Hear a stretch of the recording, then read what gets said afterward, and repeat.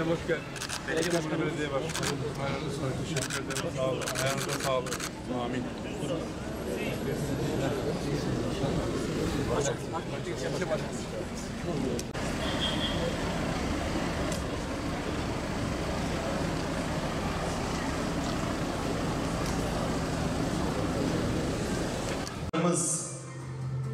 Geliyorlar.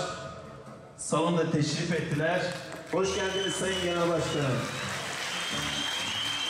Genel Başkanımız Sayın Zekeriya Yapıcıoğlu salonumuza teşrif ettiler. Hoş geldiniz efendim. Hoş geldiniz Sayın Başkanım. Şeref verdiniz. İşte geliyoruz muazzam bir edayla. Arkada kutlu dava, kısılmaz bir sedayla. Hiç bunları kuşanan ey millet, işte asaretiyle meydanlarda Eroğlu, onun adıdır Zekeriya Yapıcıoğlu.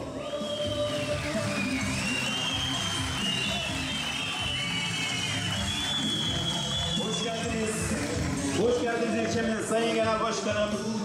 Mutluluk serptiniz, buse gülümseyen. Bismillah ve elhamdülillah. Vessalatu vesselamu ala Resulillah.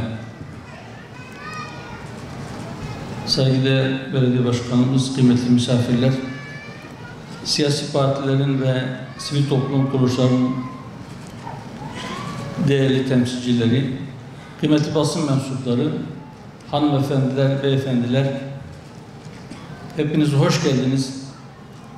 Zeytinburnu ilçemizin 4. olağan kongresine şeref verdiniz. Allah'ın selamı, rahmeti, bereketi, mağfireti, inayeti hepimizin üzerine olsun inşallah. Esselamu Aleyküm ve Rahmetullahi ve Berekatuhu. Değerli misafirler, sözlerimin hemen başında 2 gün önce, yani geçtiğimiz Cuma günü Hakk'a yürüyen, emanetini Rabbine teslim eden Karaman İl Başkanımız Halis Özelçi ağabeyimizi rahmetle anıyorum. Rabbim hizmetlerini dergâh-ı izzetinde hüsnü kabul ile kabul eylesin.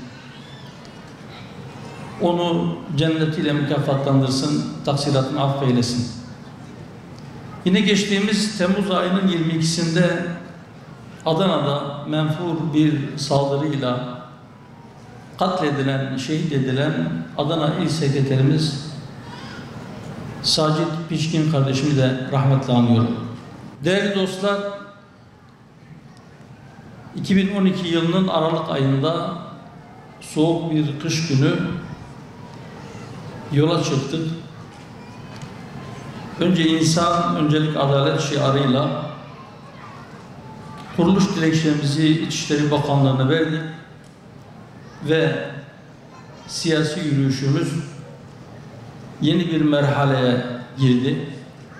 Hazırlık dönemi epey bir sürmüştü. Partimizi kurduğumuz gün basına yapmış olduğumuz açıklamada Hüdapar yeni kurulmuş olabilir ama siyaset sahnesinde özgür ağırlığı hissedilecektir demiştir. Rabbime hamdolsun, sözümüz havada kalmadı, ayaklar yere bastı.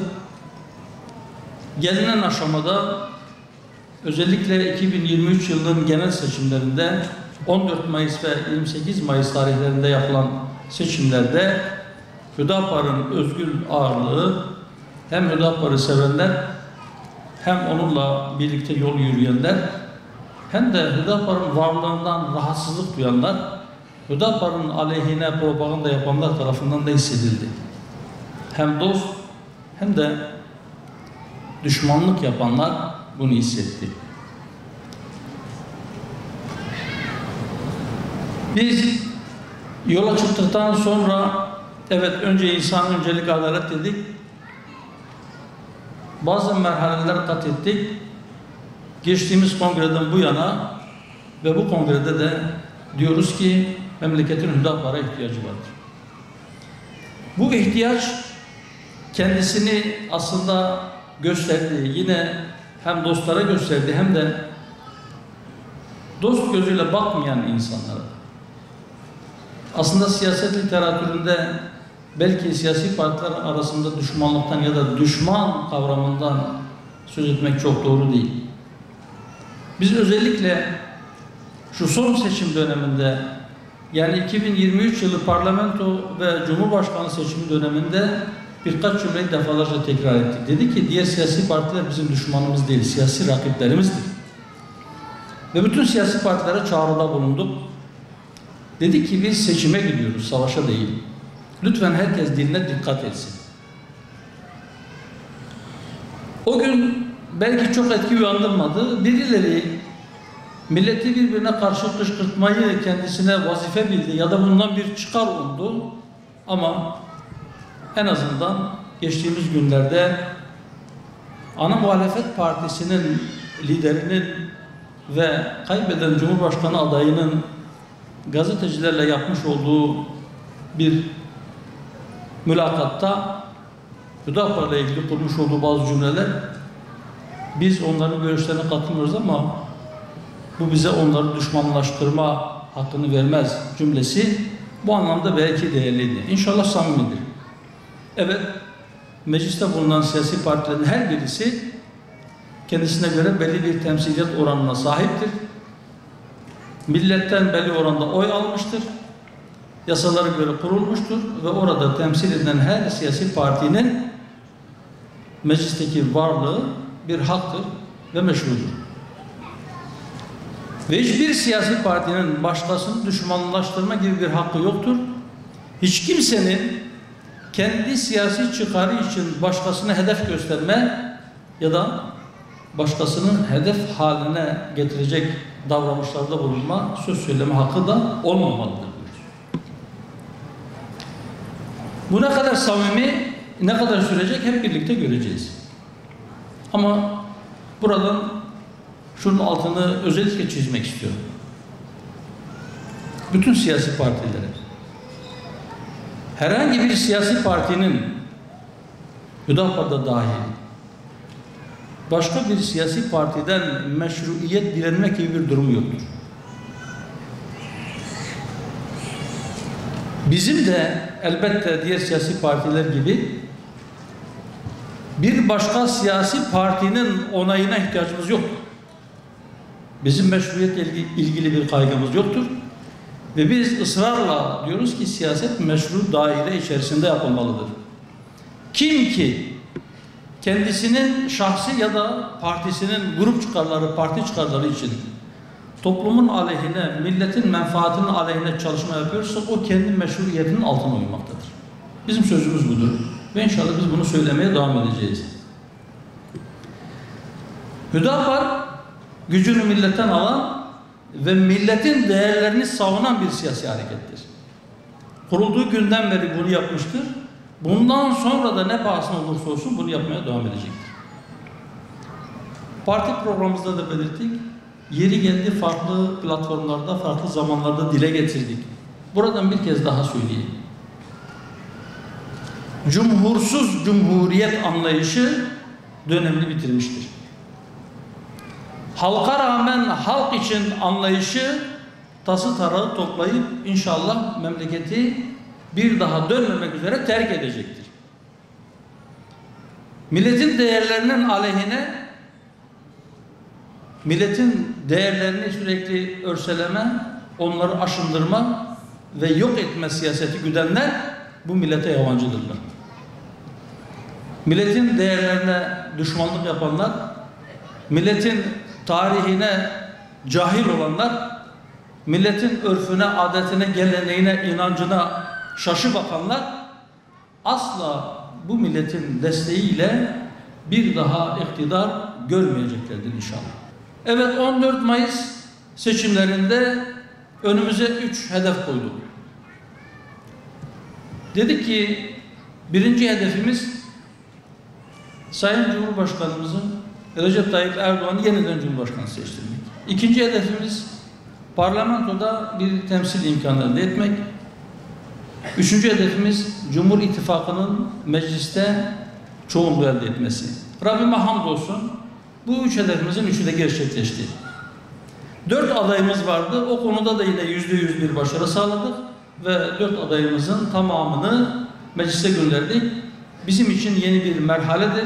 Bizim için yeni bir fırsattır, yeni bir şanstır. İnşallah daha çok hizmet etme noktasında ve hakkı daha gür bir sesle dile getirme noktasında bu yeni merhalede sorumluluğumuzun farkındayız. Yükümüzün ağırlaştığını biliyoruz ama inşallah sadece 4 vekille bile olsa siyasetin gidişatına olumlu manada katkı vereceğimize inanıyoruz. Kıymetli dostlar, gündem yoğun. Ben elbette gündemdeki bütün konuları ayrı ayrı uzun uzadıya burada tartışacak değilim ama en azından gündemdeki meselelerden bazılarıyla ilgili, temel bazı meselelerle ilgili yaklaşımımızı burada bu vesileyle sizlerle paylaşmak istiyorum. Biliyorsunuz yarın okul öncesi ve 1. sınıflar için 2023-2024 eğitim öğretim yılı başlıyor. Eğitim politikamızla ilgili daha önce zaman zaman açıklamalarda bulundum. Fakat ben bunlardan özellikle en temel olan birkaç hususu müsaadenizle dile getirmek istiyorum. Birincisi aslında hani biraz önce dedim ya, cumhursuz cumhuriyet ve halka rağmen halk için anlayışı, batıcı, batı hayranı, batıya öykünen anlayış ve zihniyet belki tek tip insan yetiştirme konusunda en elverişli aparatı eğitim sistemi olarak gördü ve batıcı eğitim sistemini alıp bizim memleketimize, bizim milletimize empoze etmeye çalıştı. Eğitimin sadece adı milli. Ama öyle bir eğitim sistemi, öyle bir müfredat, öyle bir yapılanma getirdiler ki her bir nesil bir öncekine benzemesin diye özel bir uğraş, özel bir çaba sarf edildi. Batı'da şu anlayış vardır. Batı'nın anlayışına göre insan insanın kurdudur. Hayatın temel felsefesi cidaldır, çekişmedir, yarışmadır. Büyük balık küçük balığı yutar. Güçlü olan ayakta kalır, zayıf olan ezilir. Bizim medeniyetimiz bize bunu söylemiyor. Bize göre hayatın temel kanunu cidal, savaş, çekişme, yarışma değildir. Hayatın temel kanunu kardeşliktir, dayanışmadır, yardımlaşmadır. Zayıfın elinden tutmadır. Zulme karşı çıkmadır. Güçsüzü korumaktır, kollamaktır. Açı doyurmaktır. Yetime bakmaktır. Ama bizim eğitim sistemimizde bunlar yok. İşte bugün çocuklarımızın bazıları bursluluk sınavına girdiler. Eğitim sistemimiz çocuklarımızı adeta test usulüyle birbirleriyle yarışan yarış atları haline getirdi. Bugün çocuğu sınava giren bir veliyle görüştüm. Diyor ki daha sınav başlamadan yanımdaki bir velinin, bir babanın telefonu çaldı. Çocuğu görevlinin telefonuyla babasını aramış. Baba ben korkuyorum. Beni al, sınava girmeyeceğim. Çocuklarımızı sınava girmekten korkar hale getirdi bu sistemimiz. Bilgi vermeyi bile doğru düz beceremedik. O bilgiyi ölçmeyi test usulüyle yarım yamalak yaptık. Artık çocuklar o konudaki bilginin ne olduğundan çok onunla ilgili bir soru çıktığında nasıl doğru şıkkı buluruma kilitlenir. Bu hal değil. Hadi diyelim ki biz pozitif bilimleri çok iyi öğrettik. Peki işin eğitim tarafı ne durumda? Biz çocuklarımıza iyi insan olmayı öğretebildik mi? Onları eğitebildik mi? Biraz önce saydığım değerlere sahip çıkan nesilleri yetiştirebildik mi? Yoksa gittikçe bize benzemeyen, konuşurken bile 1000 yerine K diye, 3000 yerine 3K diye, artık sosyal medyanın diliyle konuşan, ne dediği bazılarınca anlaşılmayan bir nesil geliyor.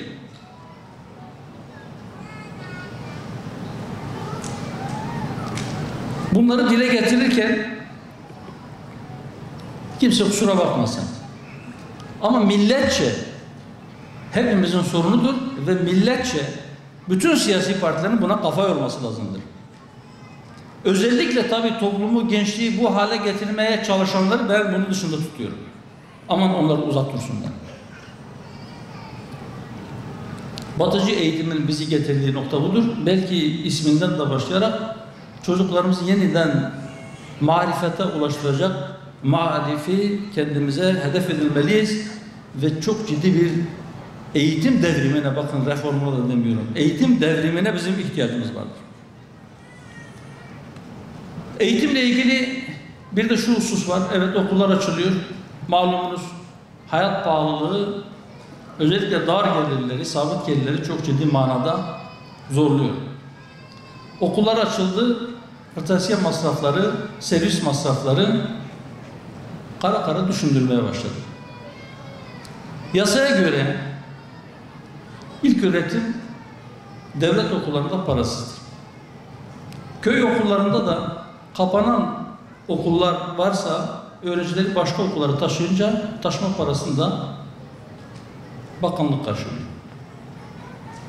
Ama şehirlerde okula gitmek için servis tutmak zorunda kalan veliler kara kara düşünüyor. Biz parasız eğitim tanımının içerisine kırtasiye masraflarının ve dahi okula gidip gelirken ödenecek servis masraflarının da dahil edilmesini istiyoruz, bekliyoruz, öneriyoruz. Hükümete tavsiyemizdir. Buradan çağrıda bulunuyoruz. Evet, hükümete çağrımız özellikle dar gelirli fakir vatandaşlara, yoksul vatandaşlara, geçinmekte zorlanan vatandaşlara eğitim konusunda bir katkı verilmesi çağrısında bulunuyoruz. Ve eğitimcilerin tabiriyle 100 yılın pedagojik hatası.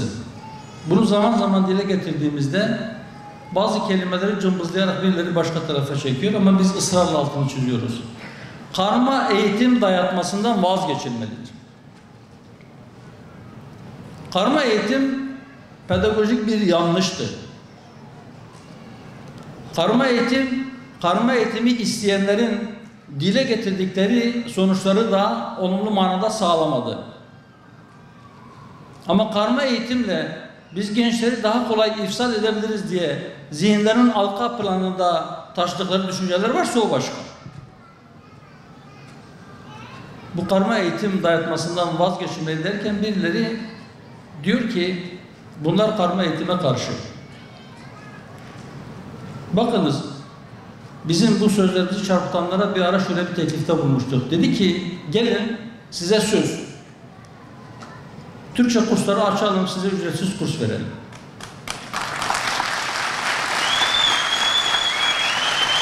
Eğer ne dediğinizi anlamıyorsanız siyaset yapmayın ya da gazetecilik yapmayın.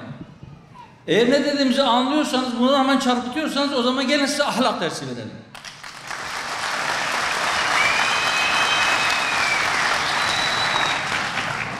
Biz diyoruz ki karma eğitimi dayatmayın. İsteyen veli çocuğunu, kız okuluna, erkek çocuğunu erkek okuluna gönderebilsin. Bu bir haktır.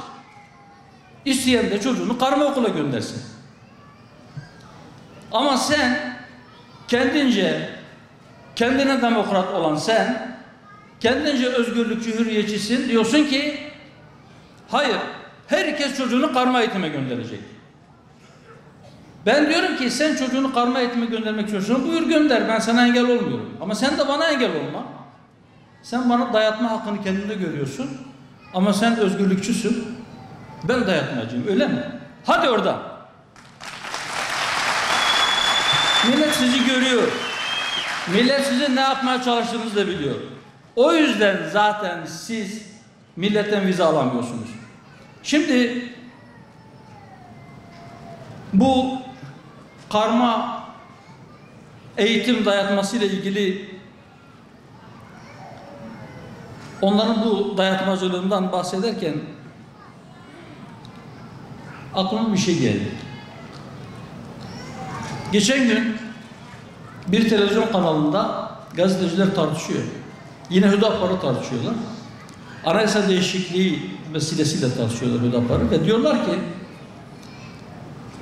Hüdapar anayasanın ilk 4 maddesinin değiştirilmesini istiyor.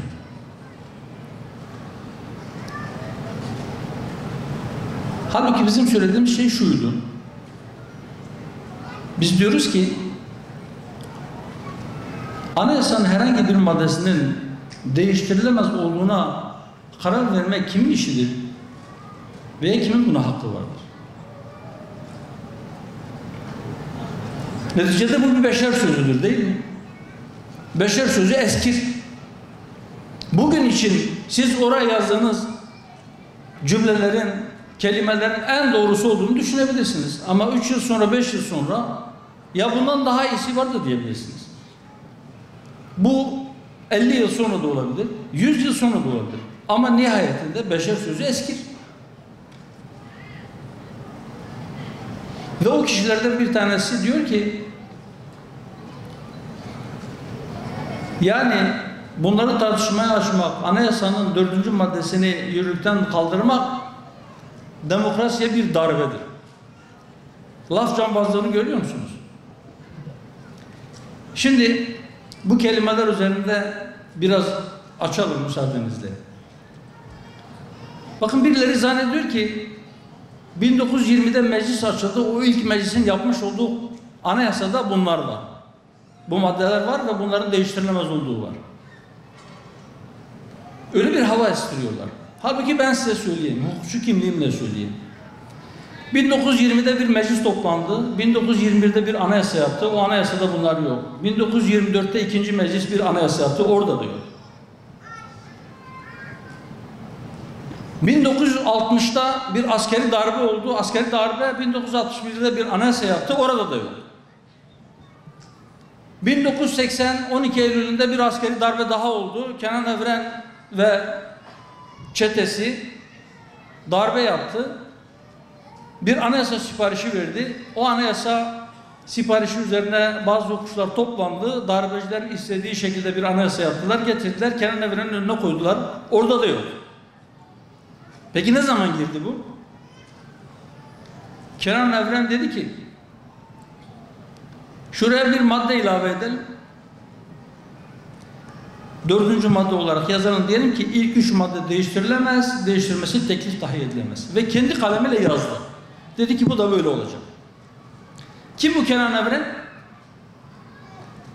Meşru hükümeti darbeyle deviren, meclisi kapatan, daha önceki darbecilerin yapmış olduğu anayasayı silah zoruyla yürürlükten kaldıran, daha sonra bu darbeyi yaptı diye Ağır Ceza Mahkemesi'nde, Devlet Güvenlik Mahkemesi'nde yargılanan ve anayasayı zorla değiştirmekten dolayı ağırlaştırılmış müebbet hapis cezasına çarptırılan kişi. Yani darbeciliği hükmen tescilli. Doğru mu? Şimdi darbecinin yazmış olduğu bir cümleyi değiştirmeyi adamlar darbecilik olarak satabiliyor. Bakar mısın şu hale? Güler misin, ağlar mısın? Sorarsan adamlar demokrat, hürriyetçi, özgürlükçü, sivil, cuntalara karşı, askeri darbelere karşı.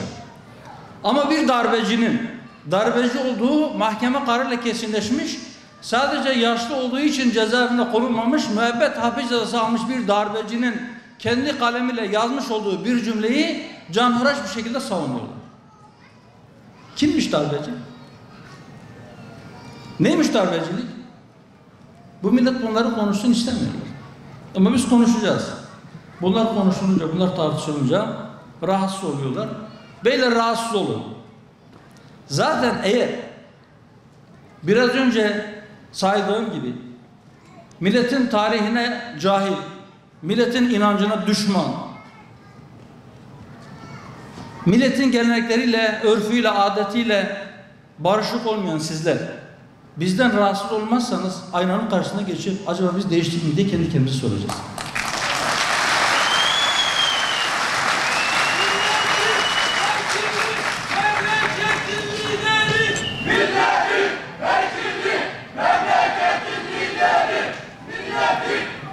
Estağfurullah. Arkadaşlar memleketin lideri olma vasfımız yoktur. Biz partimizin başkanıyız sadece. Ama inşallah milletimiz bir gün yetki verirse o yetki illa bizde olsun demiyoruz. Dava arkadaşlarımızdan, yol arkadaşlarımızdan birisine ya da milletin değerlerini siyasete de hakim kılmaya çalışan her kim varsa onlar lider olsun. İlla biz memleketi idare edeceğiz gibi bir şeyimiz yok. Ama biz diyoruz ki memleketi idare eden zihniyet milletin zihniyeti, milletin örfü, milletin tarihi, milletin inancı olmalı diyoruz. Bizim şahsi bir davamız yoktur. Evet değerli dostlar, anayasa değişikliği dedik. 1 Ekim'de meclis açılıyor. Biz 2012 yılından beri parti programımıza da yazdık. Müstakil başlıklarımızdan bir tanesi yeni anayasa ve millet iradesi diyoruz. Yeni bir anayasa yapılmalıdır. Şu andaki mevcut anayasa 20 defa değiştirildi. Maddelerin 3'te 2'sinden fazlası değiştirildi. Evet ama bu anayasa halen 1982 askeri junta anayasasıdır. Mutlaka değişmelidir. Ve dedik ki daha önce siyasi partiler 2012 yılında bir komisyon kurdular. Hatta bu komisyonun uzlaşması daha mümkün olsun diye meclisteki sandalye sayılarına bakılmaksızın eşit oranda temsil edildikleri bir komisyon oldu. Bazı maddeler üzerine uzlaşı da sağladılar. Yaklaşık 60 madde civarında. Sonra olmadı. Kime sorarsanız bu anayasa değişmeli. Biz de o yüzden diyoruz ki, dedik ki, şimdi bir daha diyoruz ki, bütün siyasi partilerin bu millete vermiş olduğu bir söz var. En azından o gün mecliste olan 4 siyasi parti. Bunların millete bir sözü var.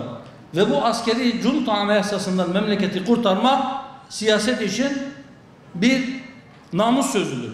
O sözü verdiler, bu sözü yerine getirmeliler. Bizim için de bir görevdir. Biz bu konuda görevden kaçmayacağız, elimizden ne gelirse yapacağız. Buyurun, gelin oturalım, yeni bir anayasayı nasıl yapacağımızı birlikte konuşalım ve hep beraber kaleme alalım. Şu anda Sayın Cumhurbaşkanı'nın da çağrısı oldu. Aslında 2 sene önce bu çağrıda bulundu. En son geçtiğimiz gün yine bunu tekrar etti. Bu meclisin yeni bir anayasa yapması lazım. Sayın Adalet Bakanı'nın açıklamaları oldu. Benzer açıklamalar. Evet, bu parlamentonun, bu meclisin siyasi partilerin millete borcudur, yükümlüdür. Mutlaka yeni bir anayasa yapılmalıdır diye. Şu anda gündemde olan yeni yasama yılının başlamasıyla birlikte gelecek olan iki madde var. Birisi ailenin korunması ile ilgili, birisi de tesettürün anayasal güvenceye kavuşturulması ile ilgili. Bunlar da Hüdapar olarak bizim taleplerimizdi. Bu konuda desteğimizi vereceğimizi buradan bütün kardeşlerim adına ilan ediyorum. Biz buna destek veririz. Evet, tesettüre anayasal bir güvence gelmelidir. Evet, aile korumu mutlaka korunmalıdır. Fakat bunlar yetmez. Daha önce hatırlarsanız 2017 Nisan'da bir referandum yapıldı. Orada da dedik ki bu anayasa değişikliği geçmeli. İnşallah bu anayasa değişikliği tamamen yeni bir anayasa yapmaya giden yolun kapısı olur. Ve bu kapı açılsın dedik. O kapı açıldı. İnşallah bundan sonra tamamen yeni bir anayasa yapılır. Şimdi ailenin korunmasıyla ilgili anayasal değişiklik yapılacak. Yıllardır biz bağırıyoruz, çağırıyoruz. Canhıraş bir şekilde bağırıyoruz ama. Feryat figan ediyoruz. Diyoruz ki aile kurumu saldırı altında. Her türlü ahlaksızlık yaygınlaştırılmaya çalışılıyor. Bunun reklamı yapılmaya çalışılıyor. Bunu öyle bir yaygınlaştıracaklar ki aile diye bir şey kalmayacak. Ve yavaş yavaş etkisini göstermeye başladı. Bunun pek çok sebebi var. 6284 sayılı yasada mahsurlu bazı maddeler var. Süresiz nafaka aile kurumunu olumsuz yönde etkiliyor.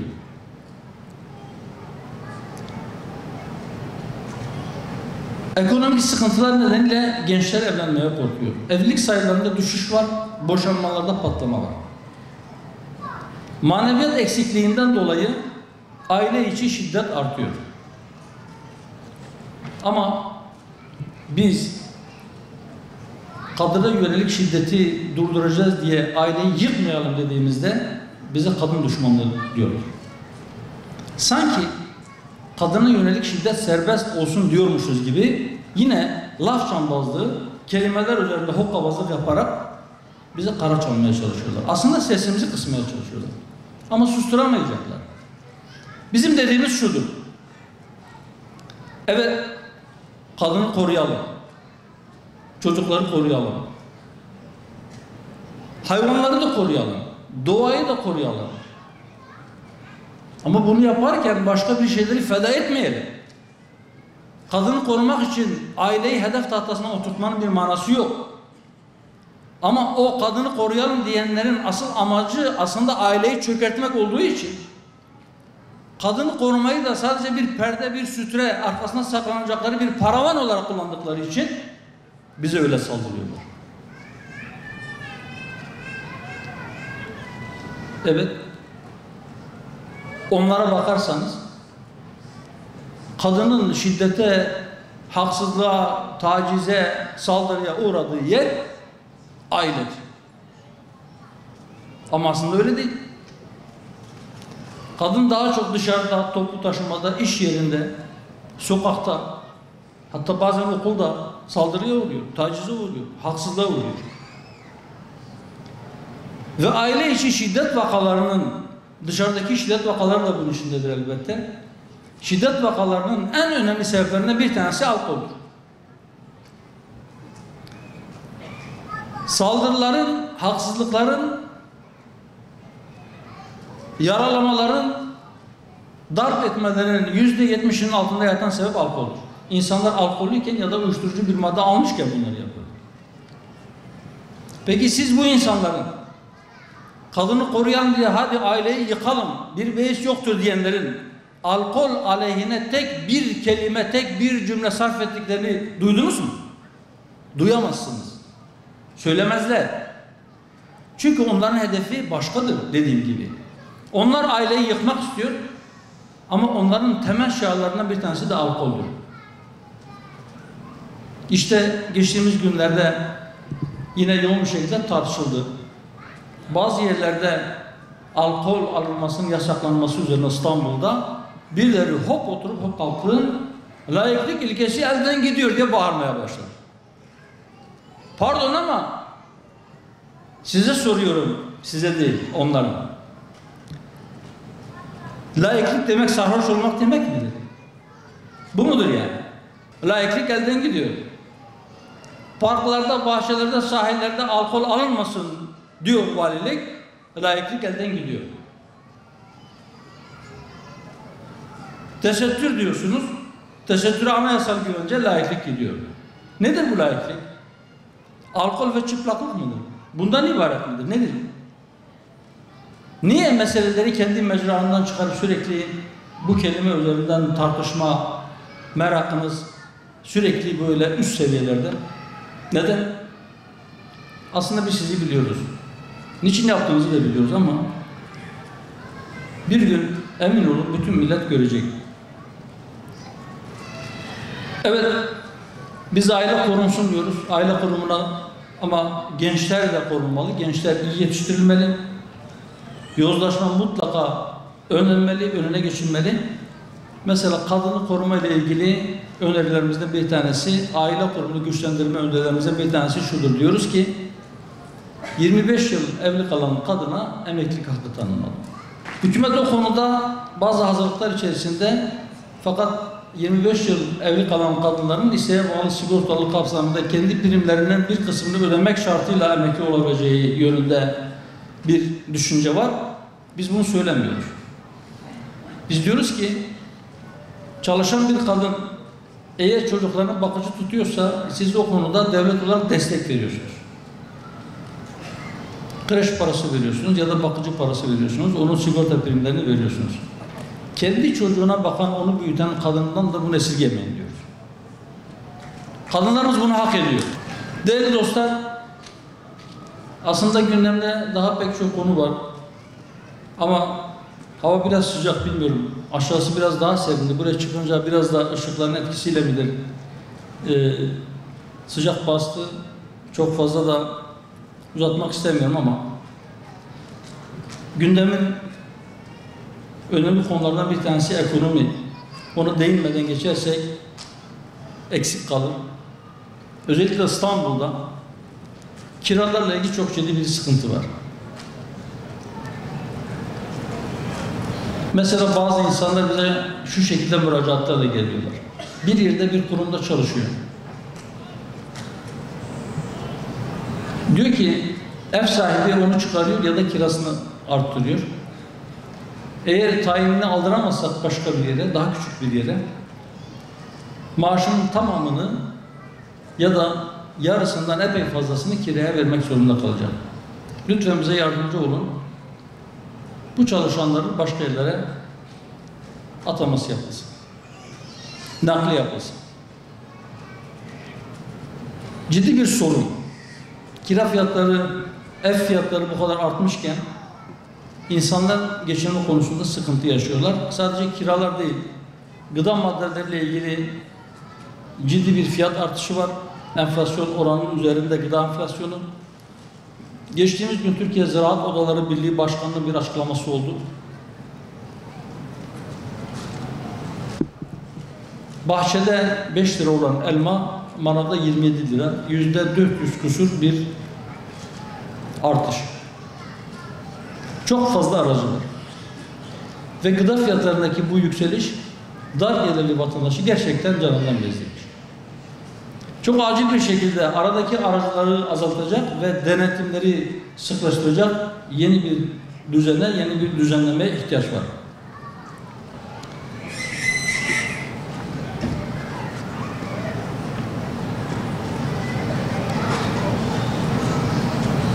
Bu geçim sıkıntısıyla ilgili belki çok kişinin dikkatini çekmeyen ya da göz önünde olmadığı için çok fazla görünmeyen bir husus daha var. Çok sık tekrar ediyoruz. Zaman zaman bazı siyasiler tarafından da dile getiriliyor. Birkaç hafta önce Sayın Cumhurbaşkanı Yardımcımız Cevdet Yılmaz tarafından da dile getirildi. Bu bir yönüyle ümit verici bir şey. Neydi o? Biz diyoruz ki bütçe gelirlerinin çok önemli bir kısmı vergilerden oluşuyor.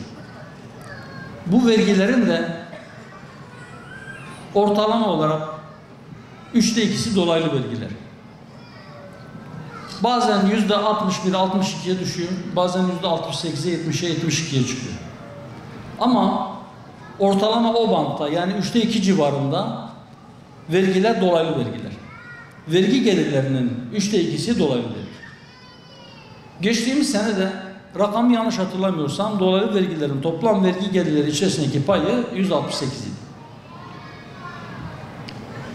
Ne demek dolaylı vergi? İnsanların harcama yaparken ödediği vergi. KDV gibi, özel iletişim gibi, özel tüketim vergisi gibi. Dolaylı vergi demek az kazanan insanların sırtına vergi yüklemek demektir. Ama siz eğer gelir vergisi, kurumlar vergisi, servet vergisi gibi kazanırken ya da kazandıklarınızdan vergi verirseniz bu durumda vergi yükü çok kazananın sırtına biner. Kağıt üzerinde kademeli bir şekilde geliri artan insanların ödeyeceği vergi artıyor. Ama dolaylı vergiler dolayısıyla dar gelirliler hem kazanırken vergi veriyor hem de o kazandığının tümünü harcadığı için bir daha vergi veriyor ve vergi yükü asıl onların sırtına biniyor. Hükümete çağrımız. Evet, biliyorum. Dolaylı vergileri toplamak kolaydır. Zaten satıcılar sizin adınıza tahsil ediyor o vergileri getirip vergi dairesine yatırıyor.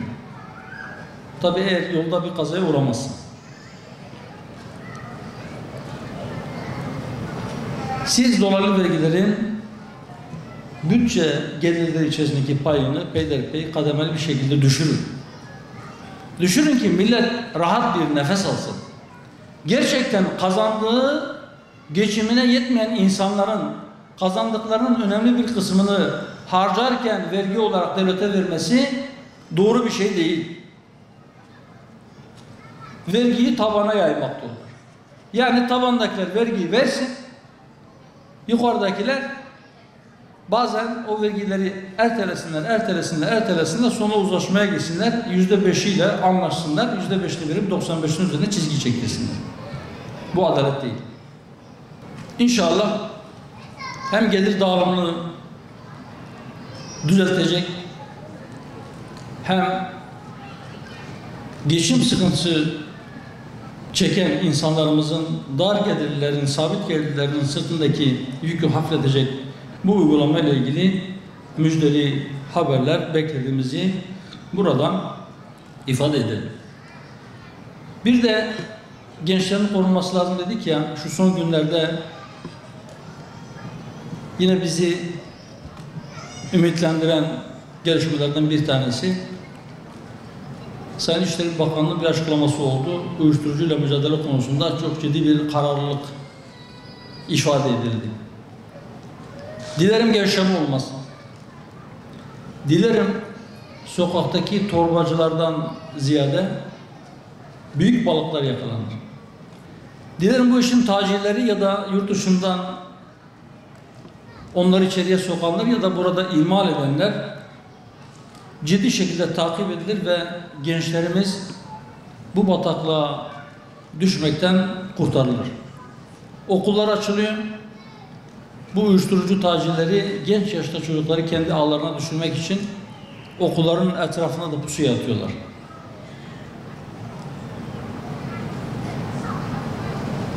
Merhum Aliya İzzet Begoviç'in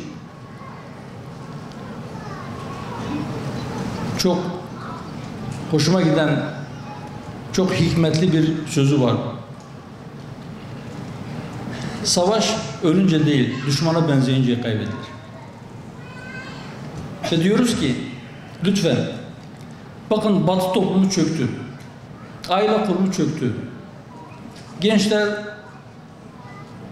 artık hükümetler baş edemediği için gençler şehirlerin belli bazı bölgelerinde belli dozda uyuşturucu kullanmakta serbesttirler. Hatta devlet onlara veriyor.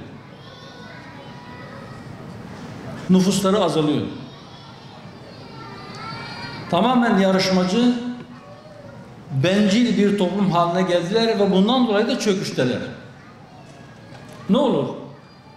Biz aile kurumumuzu onlara benzetmeyelim. Biz gençlerimizi onlara benzemekten muhafaza edelim. Ne olur?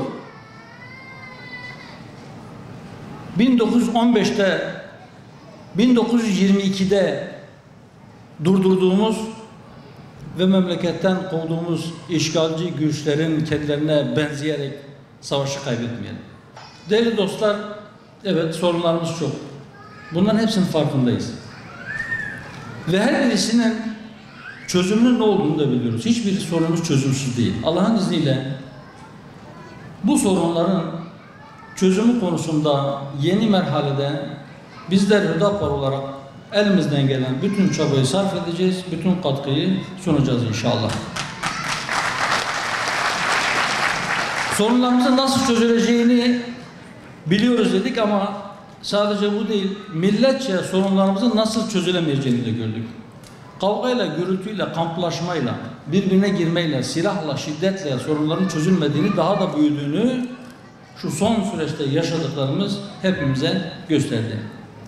Son olarak değerli dostlar, önümüzde yerel seçimler var. 2024 yılının Mart ayının son günü, yani 31 Mart 2024 Pazar günü yerel seçimler yapılacak. Elbette bu yerel seçimlerde belki hemen hemen bütün siyasi partilerin gözü İstanbul. İstanbul bir 5 yıl daha kaybetmesin diyoruz. Yerel idareciler, yerel yönetimlerin başındaki kişiler, yerel yönetimlere seçilen insanlar elbette siyasi kişilikleri dolayısıyla siyasi meselelerle de ilgilidirler. Fakat diyoruz ki yerel yöneticilerin önceliği yerel siyaset olsun, yerel hizmet olsun. Kendi şehrini bırakıp memleketin başka taraflarında sürekli dolaşan, kendi şehrinin sorunlarından, idare ettiği şehrin sorunlarından başka her sorunla ilgilenen ama kendi şehrini ilgisiz bırakan ya da o sorunların çözümünü sürekli erteleyen yöneticilerden o şehre bir hayır gelmediğini inşallah İstanbul'u görmüştür. Lafla peynir gemisi yürümez. Biz çok hizmet ettik demekle gerçekten o hizmetler gerçekleşmiş olmaz. Şimdi buradan bütün kardeşlerime söylüyorum. Bazen soruyorlar. Bu kez sorulmadan biz söylemiş olalım. Bize diyorlar ki siz önümüzdeki yerel seçimlerde yine ittifak içerisinde mi olacaksınız? Bir ittifak var mı? Ya da yalnız başınıza mı gireceksiniz? Biz şunu söylüyoruz. Biz her ihtimale hazırız. Hiçbir ittifak olmasa da inşallah biz seçime hazırlıklıyız. Seçimlere tek başımıza girecekmişiz gibi çalışmalarımız devam ediyor. Ama bu şu demek değildir. İttifaklara kapı kapandı, ittifaklar bitti demek değildir. Mümkünse, şartlar el verirse ittifaklar da olabilir, olacaktır. Ama bütün kardeşlerimden ricam ve istirhamım şudur. Lütfen, şimdi bu kongremizi de yaptık. Yeni bazı takviyeler de geldi, bazı isim değişiklikleri oldu. Yeni bir enerjiyle, yeni bir güçle geçen geçti. 2023 seçimleri geride kaldı. 3 hedefimiz vardı. Üçünü de %100 oranında gerçekleştirdik. Şimdi önümüzde bir seçim var. Önümüze bakacağız. Yerel seçimlerde de önce millet için, önce memleket için hayırlı olan, hizmet üretecek olan ve milletin değerlerini siyasete taşıyacak olan bir çabayı ortaya koyma, öyle bir sonucu elde etmek için var gücümüzle sahada olma ve çalışma zamanıdır. Yarından tezi yok. Yine sokaklarda olacağız. Hep söylüyorduk. Hüdapar sadece seçim odaklı, seçimden seçime çalışan bir parti değildi.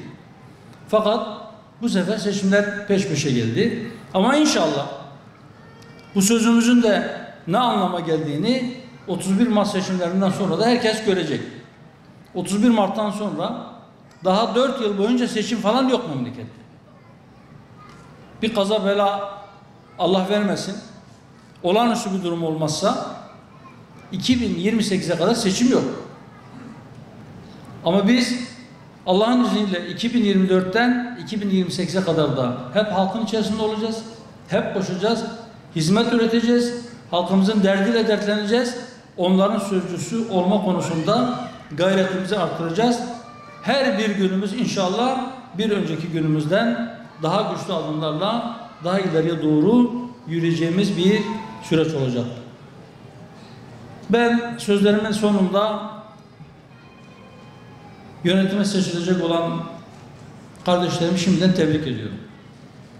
Rabbim utandırmasın, güç kuvvet versin. Allah-u Teala bizleri de önce kendi huzurunda, sonra da dostlarımıza karşı, milletimize karşı mahcup etmesin diyorum. Bu duygu ve düşüncelerle hepinizi Allah'a emanet ediyorum. Esselamu Aleyküm ve Rahmetullahi ve Berekatuhu. Başkanım, sizi müsaadenizle bekletmek istiyoruz. Yeni ilçe idare kurulumuzda bir fotoğraf almak istiyorum müsaadenizle. Hemen ilçe idare kurulumuzu lütfen buraya alalım. Sayın Başkanım.